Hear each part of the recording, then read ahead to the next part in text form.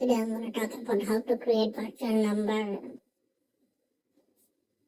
to create Telegram account. So I always use this one, online SIM. So it's a free method. You can get free numbers from around the world. Just simply select the country.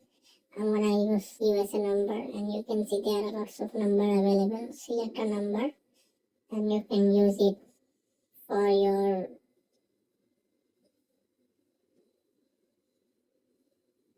Telegram account.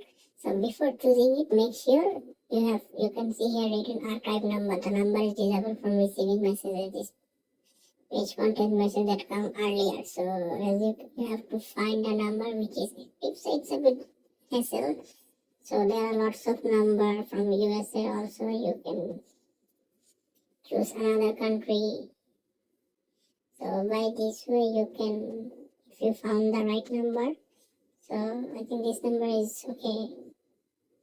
So as you can see that this number is currently working, so you can use this number to create your virtual Telegram account. So this was the video. I hope you guys like it. Thank you for watching the video.